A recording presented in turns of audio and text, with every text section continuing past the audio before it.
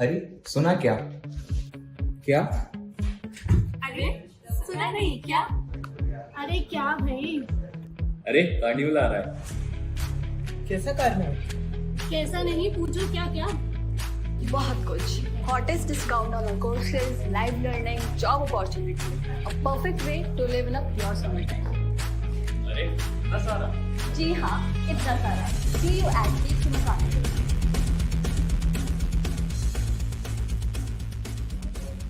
अरे कहाँ? डिस्काउंट लेने. So, hello everyone, welcome back to Geeks for Geeks. My name is Muskan Agarwal and I am here with yet another webinar. So, before I add my guest to the stream, I would like you all to confirm me in the comment section if I'm perfectly visible and audible.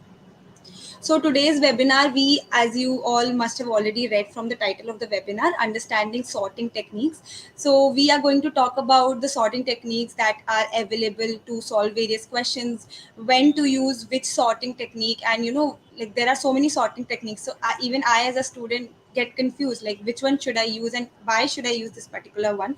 So don't worry, all your questions would be answered. We have a very special guest with us today.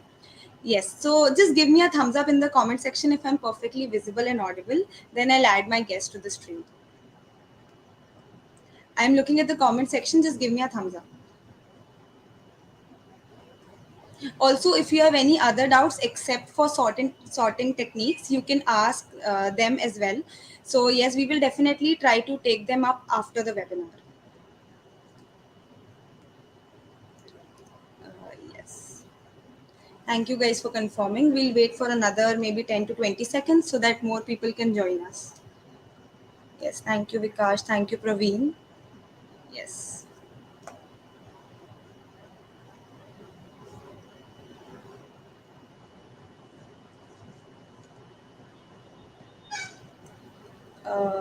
Yes. I think now we can add a guest to the stream. Hi, Keerti. How are you? Hello, nice to be here. I'm doing great. What about you, Muskan? I'm doing great as well. As I've already told you so many times, I am very excited for this webinar. So let us start by having a brief introduction about yourself. I am sure that most of the people who are watching this webinar will already know you because of the amazing work that you have done. But still, for those who don't know you, can you give us a brief introduction about you? Thank you so much. I do hope people know me because I have been on GFG multiple times now. Right. But those who don't, hi, I am Keerti. I have around 4.5 years of experience in the industry. I create content on YouTube. I teach. I have a lot of tutorials on DSA, on system design, and I help with interview preparation. Today's video is on sorting top techniques. I have a specific video on that, but this is going to be a bit different, and we'll see how. And feel free to ask me any questions. This is not at all formal thing. Like keep it very chill. Ask me any doubts, any questions that you have, and also would like to know what exact queries you have in mind so that I can answer as much as possible. Uh, to know more about me, you can check me out on LinkedIn or Insta. Everywhere, my name, you can just search and you will find me there. Yes, that's really great. So I would like to ask you with one of the doubt that even I had as a student. So suppose a question is given to me. So I see, solutions are there on various websites with one particular, suppose bubble sort is there or some other sorting technique is there. So how do I identify that which is the best sorting technique for this particular question? You're right. Firstly, let me start from sorting techniques are questions that are asked from all sorts of like people. Like they are asked from freshers also. They're asked from experienced people also. Like even if you see even Google, Amazon, even now, like when I have 4 or 5 years of experience, if they are sending me that what all things you should know as part of DSA, sorting will always be present. So sorting is a very very important topic for all developers, like no matter how much experience you have or if you're a fresher or if even if you have like 5 6 years of experience, you can be asked sorting, but the Right. kind of questions that you will be asked will vary, right? So it will, the kind of questions that will be asked to a fresher will be very different from the kind of questions that you'll be asked from like someone who has a lot of experience, right? even in freshers, if you notice, like suppose you're interviewing for a company like Amazon and Google, like, or any big company or startup which expects you to have a lot of knowledge, you are going to expect like sort of trickier questions of sorting. I doubt that there will be any company which is going to come and ask you that, you know what, just write bubble sort code or just write selection sort code and tell us. That's the amount of competition that has come now, like the level that is expected from freshers also. I don't think anyone is going to do that, right? But given that, you should know sorting a lot, and why and how we are going to cover in the webinar. Does that give you some context about sorting? I'm going to keep going through the comments as well, so that, parallelly we can keep seeing that whether you guys are understanding or not, right? Right. There's a comment: when the interviewer wants to have some fun, they'll ask you to implement quicksort.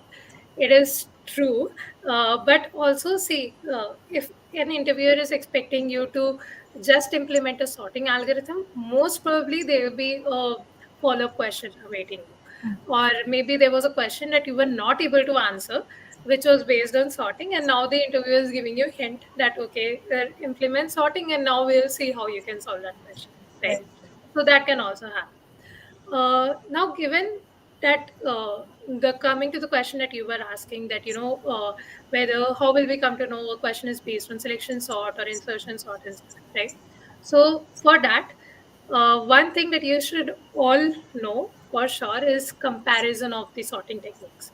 So there are some 6, 7 very famous comparison-based sorting techniques that are there, right? Bubble sort, selection sort, insertion sort, merge sort, heap sort, quick sort. These are the most famous ones.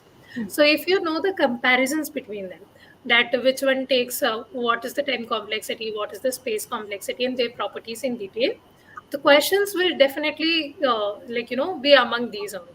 So they like the interviewer might ask you, for example, uh, which of these sorting algorithms is online, which sorting algorithm can you use if the data is coming as you are going through the algorithm. Let me explain more. An online algorithm means like that, you're getting data as you're sorting. Like suppose you had like 4 elements, now you have sorted 4 elements, but more data is coming. There's a stream of data that is coming. So the only sorting technique that suppose this is insertion sort, right? Now insertion sort also has variations to it. There's binary insertion sort. So that is why you should know variations of each questions, and you should know why a particular sorting technique is famous, right? Uh, Let me give you another example. For example, merge sort is very, very famous for external sorting. What is external sorting? Interviewer might ask you like this, that you have a lot of data, like, it can't come inside in your RAM memory. How are you going to sort the entire data? So the answer to this is that you're going to divide it into chunks and then merge it together. So you're basically using merge sort. So this is Yes. called external merge sorting. So there's very, very less chances that you will be asked merge sort simply, right? But the interviewer will try to understand, do you have the understanding that, okay, I can divide the data into smaller chunks, sort it separately, and then merge it together? Do you have that understanding to, really use it? Because this is what interviewers are looking forward to now, because anyone can just mug up the code of these 7, 8 sorting techniques and come to the interview, right? That is not what interviewers are looking forward to now. They are looking forward to, can you compare the various techniques? Do you know which technique is famous for what part? And then accordingly understand that, okay, this is what I'm looking forward to. You might not be able to give answer in once, but at least is your thought process going in the right direction, right? So at least that you should be able to tell. You should be able to tell why you are thinking of a particular sorting technique. So this is how it happens.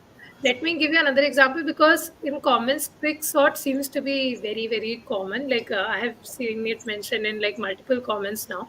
So another very famous question is that if you have a linked list, so which sorting technique are you going to use? So the answer to that is again merge sort. But if you have arrays, it is better to use quick sort and not merge sort. Why is that the case? Because in arrays there is you can do random access, right? And for quick sort, you need random access. But when it comes to merge sort, you will need extra memory to do the merging if you have arrays. While in linked list, you won't need that extra memory, right? So you can simply just use the linked list ka pointer and just do the merge, right? So these are the very very common questions that like right now in coming like next 30 minutes itself, you will see me discussing a lot of such questions.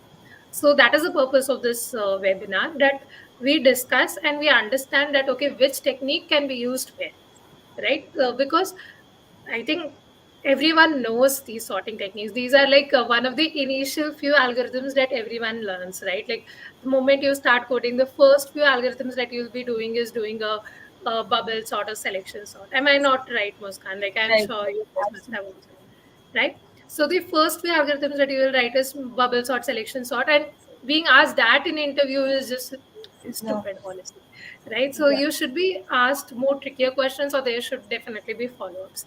That is why such discussions can be extremely helpful. Yeah, from my experience as well, supposedly like an interviewer gave me a question once. So like that question was around 10 to 15 lines, and like I spent 10 minutes, and then in the end I was like bubble sort implement. Like we had to implement bubble sort, which I already Hmm. knew, but to find out that bubble sort had to be implemented was a task. So I think that Exactly. is where the thing comes. That is what Exactly. interviewer wants to see. That can you able to find out that what has to be used. Exactly. And another interesting thing that happens, especially for people from non-CS background, I'll tell you my story. I knew that, okay, these are the sorting techniques that are used. I code in C++. Okay, so when I was back in college, I used to always implement sorting that, okay, I should know that or how sorting happens and all, right? I used to not use C++ STL so much. There are already sorting techniques that are implemented, like these while writing code or while solving problems, or like in hackathons, or like in competitive coding, you're not expected to write the sorting algorithms, right? That is one major reason why people get so confused with the sorting techniques, because they don't really use it so much.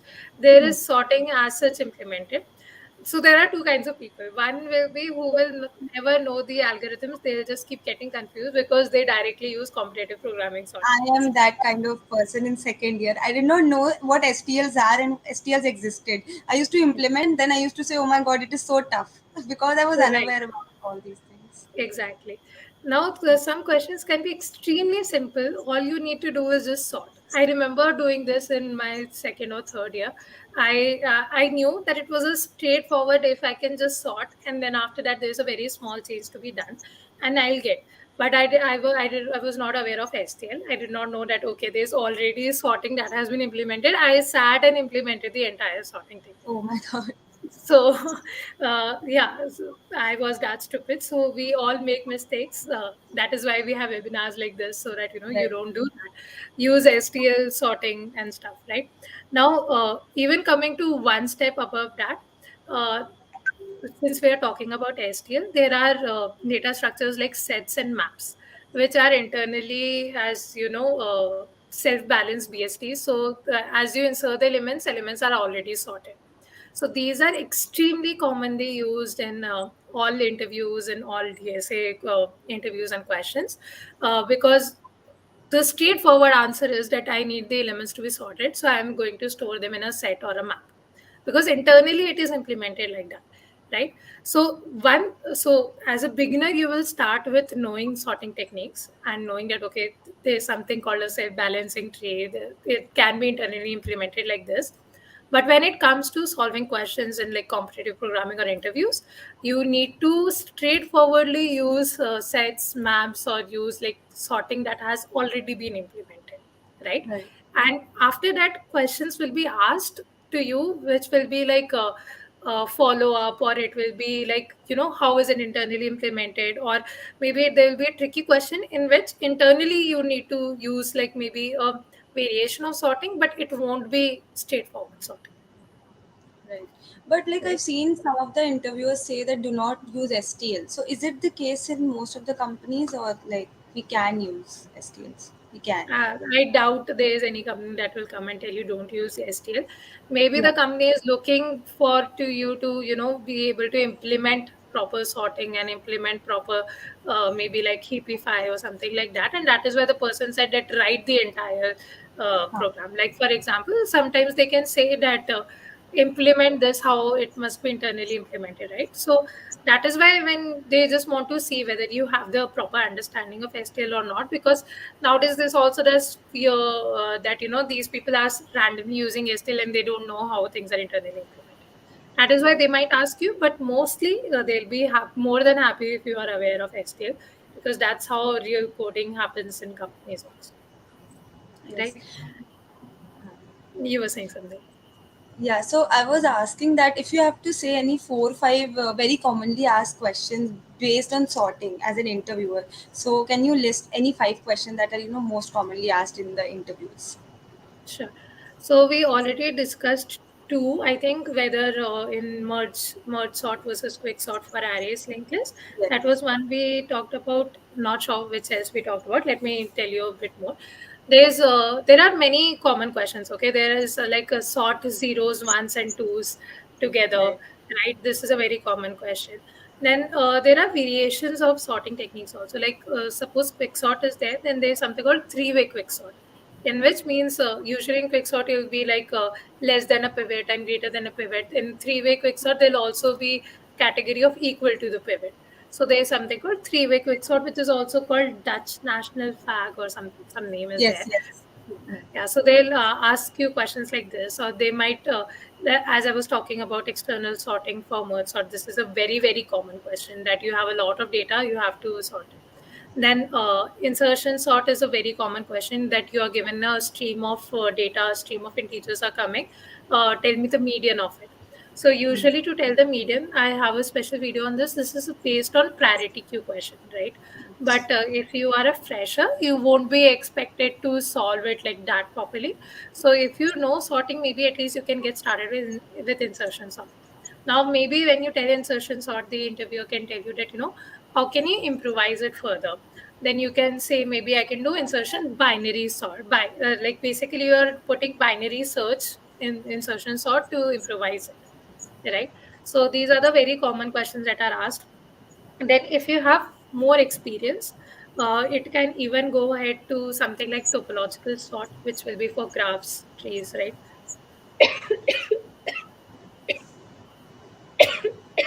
I'm sorry about that, Yeah, yeah, no right?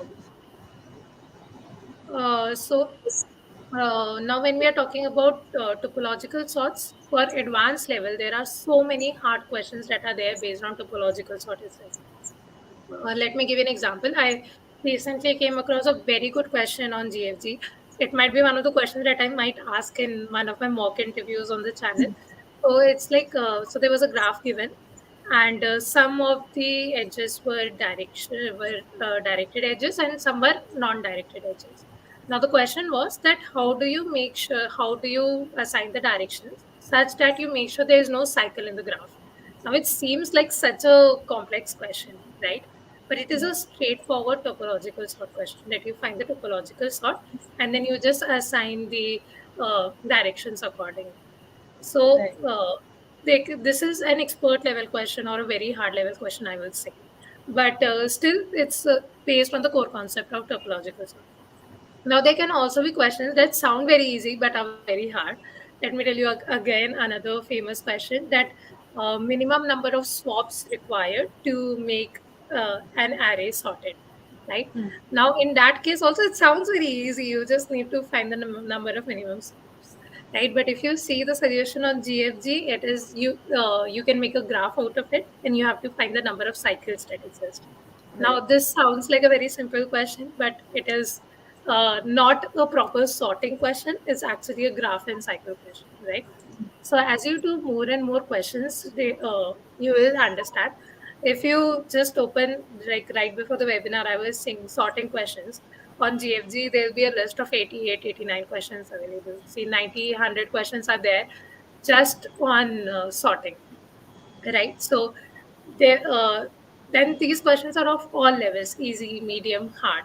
It is just that as you do more number of questions, you'll get more idea about how you can approach the questions. Because see, in the end, there are very limited number of techniques that are famous. Nobody is going to expect you to really use shell sort and all. Like I don't even remember how those things work. You are expected to know these seven, eight famous comparison based sorting techniques, and out of that, you will know that okay, n log n is the time complexity that I can get. And suppose interviewer is telling you, you know what, I want even better time complexity. Can you do better? Then maybe you can think of something non-comparison based sorting techniques. Maybe something like counting sort or bucket sort or radix sort. These three are the most famous ones. And then the seven ones. I think these 10 sorting techniques, and you should be able to solve and go through all the interviews. Right. I think practice and consistency is more important. Like when I started it also, I was like, there are so many techniques. How am I going to, remember all of this? But after practicing for like 1 or 2 months, I think like you automatically remember those. Exactly. So yeah, practice And makes it. making sort of cheat sheet really helps. So the Yeah. video that I was talking about is there on my channel. I've made like a proper cheat sheet comparing that. Okay, these are the sorting techniques, and what is the time complexity, what is the space complexity of each of those techniques, and then I have compared three properties. One is it online, is it stable, is it in place. Let me also talk about these properties a bit so that there's some idea that okay, what else should you know about sorting techniques, right? So first property is online. We already talked about it, that if there's a stream of data that is coming, data integers that are coming, will the sorting happen? Like, will it continue? So the only sorting algorithm comparison base that is famous and that supports is insertion sort, right?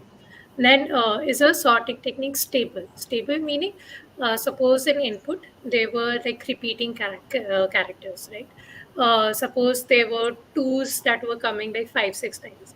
Now your question might be that I want the output in the same order as the input. Like if there were so many twos, you sort the array, but those twos should be in the same order as they were there in the input array, right? So that means it is your algorithm stable or not? Will it make sure that the same number that is coming multiple times, it is returned in the same order as in which it came, right? That is one property that can be asked, because these are very common questions. It can be asked in the interview. The person, my interviewer, might tell you that, you know what, sort the array, and then after that, the interviewer might say, I have repeating numbers.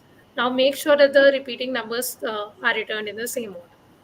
You should know whether your algorithm is stable or not. It is as simple as that. This is a very simple follow-up question, right? Then next is in place. In place means, does your sorting algorithm require extra space? Not just the input array space, but any extra space other than that. So if it requires extra space, it is not in place.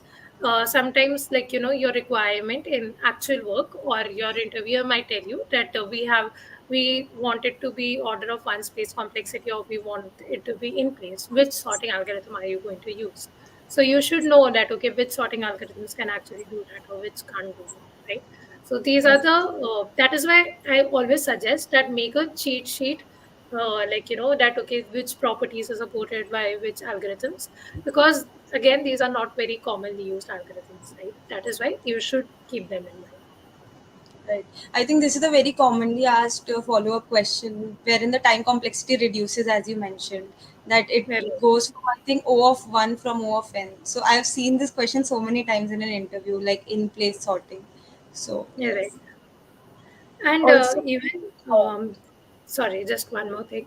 So I've also seen a lot of times there can be also, like for example, there's a question, sort by frequency, right? This is again like sorting technique only, right? You have to sort only. Now in this, there are multiple solutions to this. One very simple solution is that you put the counter in a hash map and then you sort it, right? Now the interviewer will tell you, "No, I want it to be stable. That means that the order in which it came, I want to return it. So all you have to do is make a small change in your hash map. Just add like a pair of integers, add your index also there, and then you sort based on your index as well as the counter, right? So there will be like small tweaks, but they might, like, in your solution it might not work at all. So uh, in really good companies, like once you start having good experience, sometimes interviewer actually don't tell you the full question. They'll expect you to ask you the like, questions. So the interviewer might just tell you that sort it, and then they expect you to ask the questions, ask the edge cases, that if there are repeating characters, if there are negative numbers, how am I going to handle that? So you are expected to ask the questions as well as answer. So Right. most like the entire system design is based on this only, that they will give you very half question, or they'll give you a very vague question, and they'll expect you to ask questions, ask clarify the question into details, and then answer it. Right. I think that is why everyone says that ask as many questions as you want before you start the question. Like understand the question before you start answering it. Exactly.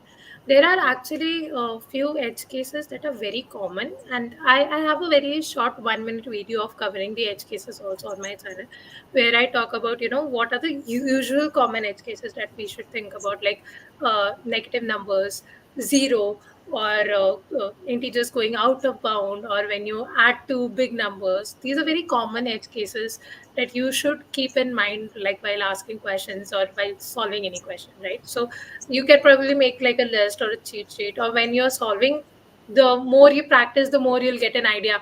Oh, this was the edge case that I missed, and next time you do a question, you keep it in mind, or you write it somewhere that, I should think of this edge case, of a similar edge case.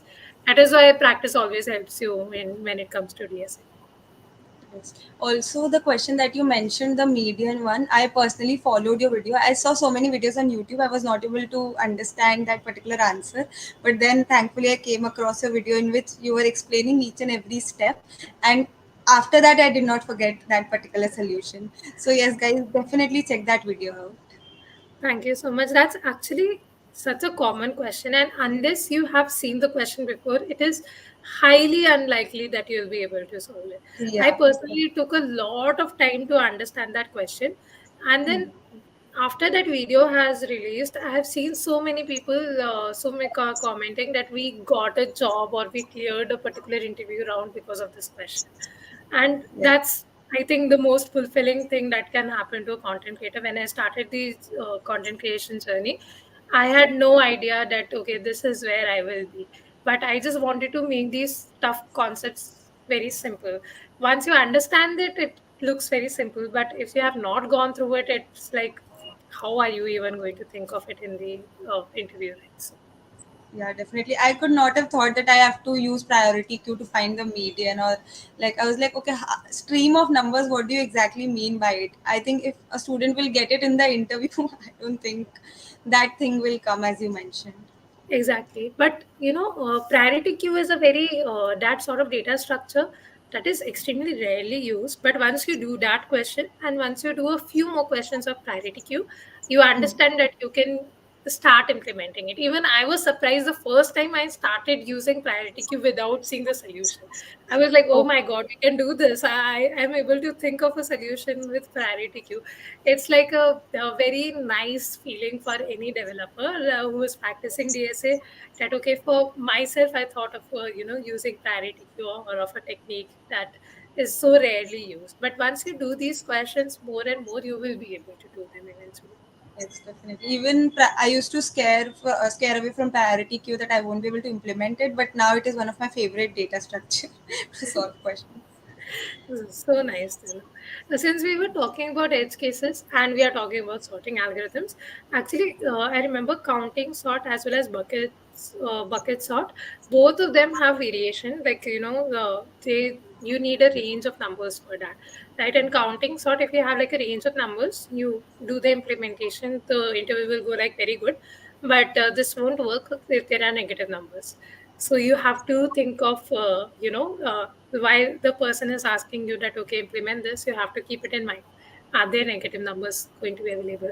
There's another very very famous algorithm which is called cadence algorithm. It is for sub array sum. For that also, if the prerequisite is that there should be at least one positive number or one non-negative number available, and if that is not the case, your algorithm is not going to work. So be it sorting techniques, be it any algorithm, you should know the edge cases, or when your algorithm is not going to work, when it is going to work. So just keep these things in mind. And when people say what exactly should you go through one day before the interview or right before the interview, write these things down in a place and like revise it, because you have the understanding. I understand that you have understood the sorting techniques, you know that okay, this is what will be used. But remembering that okay, this won't work for negative numbers, or remembering that okay, this sorting technique can be used, sometimes you tend to forget. So I would highly suggest to make your cheat sheets, to make notes, and to go through them one day before the interview or one day before the exam or competitive programming, anything. In case if you're a beginner, once you go through it, you'll be able to answer, I'm sure. But like, at least in the beginning stage, you should be able to do this. Right. So there are a lot of questions on time complexity. Like people are writing, should we just learn the time complexity of all the various algorithms that are there, or is there some way that we can easily find out the correct time complexity? Right. So it's a very good question, because people do get confused, especially beginners. See, usually they will expect you to tell worst case complexity only. You have to tell. There's something called master theorem, which is used to calculate the average complexity. But never have I seen that that is expected of you in an interview, right? So don't put your head so much into it. You should be able to tell worst case complexity and best case complexity. Like in since we're talking about sorting techniques, when will be the best case scenario? When the array is already sorted, right? When will be the worst case scenario? When the array is completely like not sorted, it is in reverse direction, right? So now don't bother so much about average case, but you should have an idea that okay, if it is my best case scenario, can I improve the time complexity? Like for example, in a bubble sort or a selection sort, suppose in a bubble sort, the first time you do the bubbling, you see that I didn't have to exchange anything, right? That means it is already sorted. It is the best case scenario. So in that case, your order of complexity we can go from order of n square to order of n. That is when the interviewers will expect you to talk about it. Because worst case complexity was order of n square. You need to do the bubbling n times always, right? It was in the opposite direction. But once you notice that, okay, I don't need to do the bubbling, you just do this small tweak in your algorithm. You put that extra check, and your complexity improves from order of n square to order of n, right? So no interviewer, I don't think people are going to expect you to calculate the average and worst and all of that and use master theorem, no. But they expect you to have the understanding that okay, if I need to improvise the algorithm, can I put an extra check and improvise it? So that is where it comes into picture.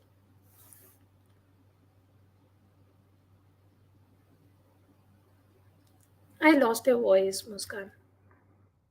I'm sorry, I was on mute. Okay. Yeah. Is there any curated list of all algorithms for all kinds of problems that we can refer? See, honestly, nowadays list is available almost everywhere. Since we are on GFG channel, I can assure you that I have gone through GFG content, and good curated list is present. You just type GFG DSA, GFG algorithms.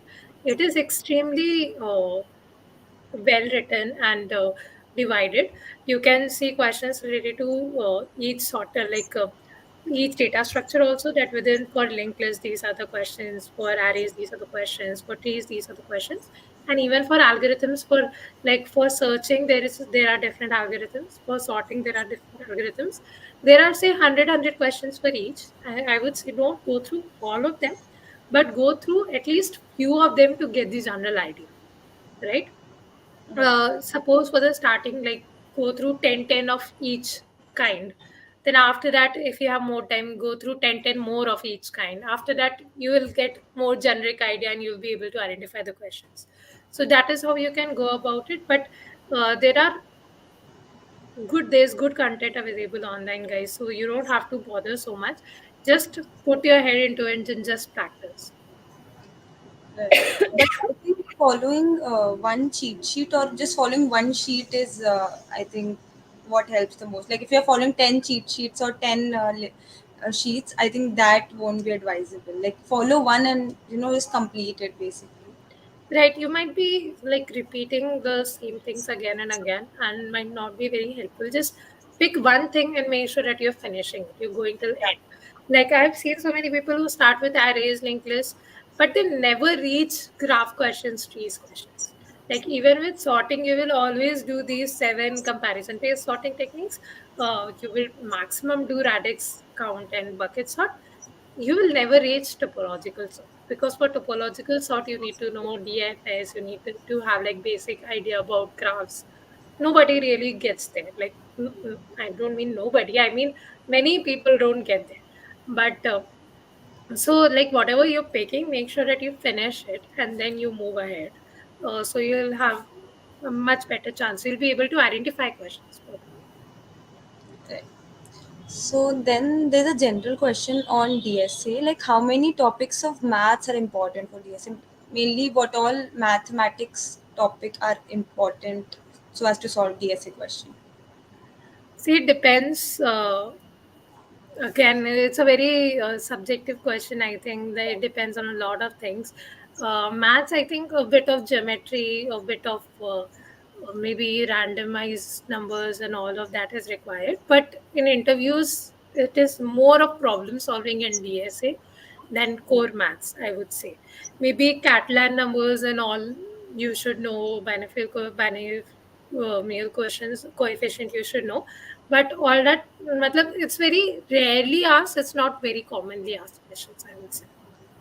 Right. One more thing I would like to say, since we're talking about sorting and implementation of sorting, many times then you can understand from the expectation, from the time constraints itself, from the constraints. Like for example, it is given that your n range is still order of 5 or order of 4. So you know that you can go till order of n log n, or you know that I can go till with what can be my worst case time complexity, right? So you can also reverse engineer over there and see that okay, if I can have order of n log n, maybe I can do sorting in this. And why do I need to do sorting in this? How can I do the sorting? Right. So maybe start thinking in the opposite direction also sometimes that maybe if we are not able to directly identify that this is a sorting question, the more number of questions that you solve, you can see that okay, what is the constraint? Okay, I can have this time complexity. Okay, maybe I can do sorting or binary search, something like that. Right? Then there's a question from Naveen that can we use built-in functions in interview? Yes, that is what I was talking about. You should definitely use them, unless mentioned by the interviewer that don't use them. In fact, interviewers will be happy to know that you know of these built-in Right. functions, right? That means you are well prepared and you use these functions more. So use these functions, and until like if the interviewer says that can you please implement this built-in function, then you go ahead and implement it. But you can definitely use these built-in functions. Then again, there was a question on cheat sheet, as you already mentioned that there are a lot of cheat sheets available online, so you can refer any one of them, whichever suits you the best. Right. Then there's a question: is Astar algorithm asked in an interview? I've never heard of this algorithm actually. Don't No, right? go for very rare algorithms, guys. These even if it is asked, it will be extremely rare, especially from freshers and all. I don't think they'll ask you this. Uh, Interviewers mostly want to see your thought process and not see whether you have mugged up particular algo or not. Right? Yes. So focus on that. Yes. Okay, I think we've taken up all the comment questions from the comments. I'll just go through them once again. Sure. And guys, if you have any further doubts about any particular questions or anything, feel free to reach out to me on Insta, YouTube, LinkedIn, anywhere. I'll definitely take it up and try to help you as much as possible. Really hope you found the session helpful. Let us know your feedback also in the comments, and I would definitely like to improve it.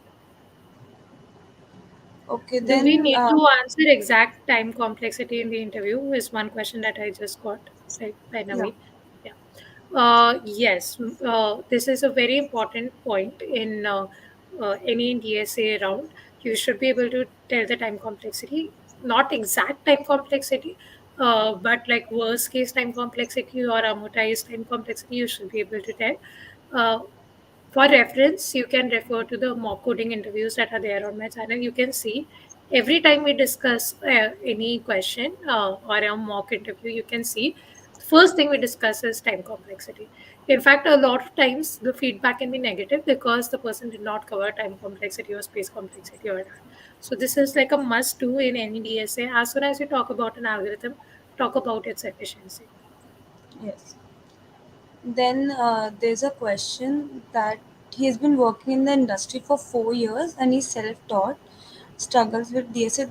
Basically, a particular roadmap that he can follow. He's asking if you can suggest any particular roadmap. Hi, so I am also with 4.5 years of experience. I am also self-taught. I've not taken any paid course ever for DSA, and I understand that it can be a big struggle. So I would say pick up any one place, be let it be GFG, lead code, any one place. Do practice in a very structured manner. Start with arrays, linked lists, stacks, queues. Do many questions related to it.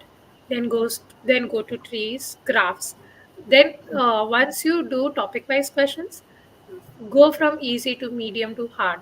Right? Don't do just medium questions or just hard questions or just easy questions. Do a mix of difficulty level. And once you do a lot of questions, once you have enough practice, then you pick up random questions and see whether you can identify the question belongs to which category, right? And make sure maybe you can get started with like sorting algorithms, binary search, and these are like basic algos that you can get started with. Then go ahead and try to practice as much as possible. Practice is the key for DSA. You have to do as many questions as possible. Yes. I And hope you then, find it helpful. Yeah. yeah, there's a question about language. I don't know, in every webinar, there's one question about which language to follow for DSA. Any language, as long as you are comfortable with it.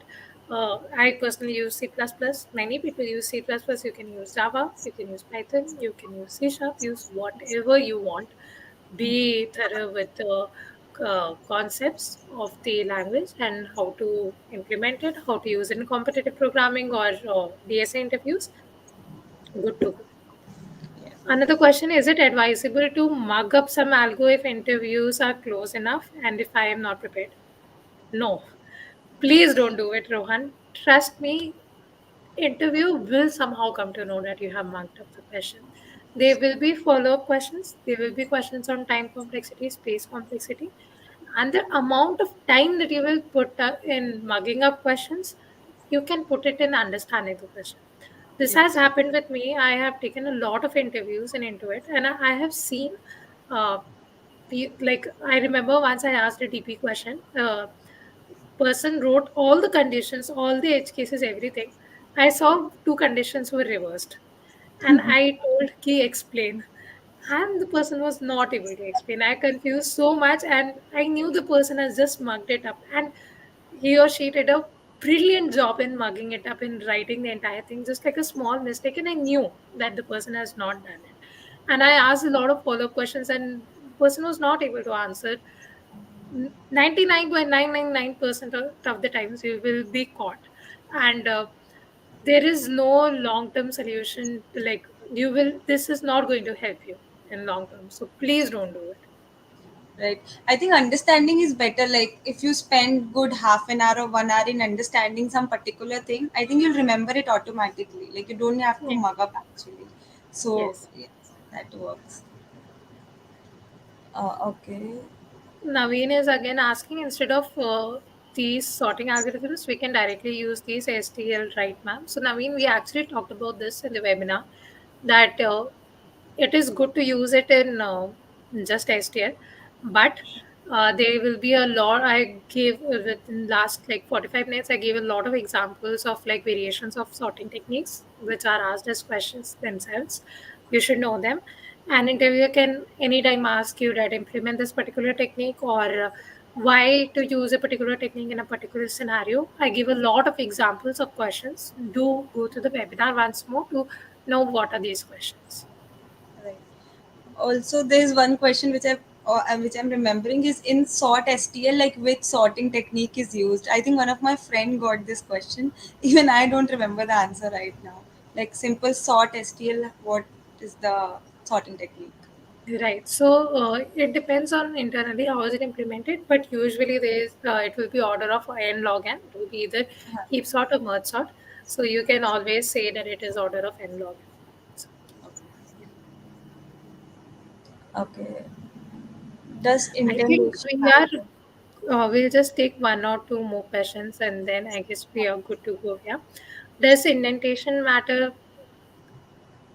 Depends on the interviewer. I personally find that it should matter. Like it's better to indent properly, but shouldn't matter really that much. Right.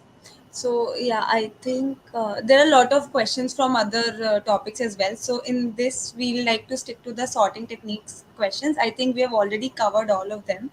So now, lastly, I would like to thank you, Keerti, for doing this. I hope it helps a lot of students who are watching this. Thank you so much. Thank you so much for having me, and I hope I continue coming on GFG more and more. I hope everyone found this session helpful. Let me know your feedback. I would like to improve and how we can help you more. I would love to know. And yeah, thank you so much. Thank you. All the Bye. best. Bye.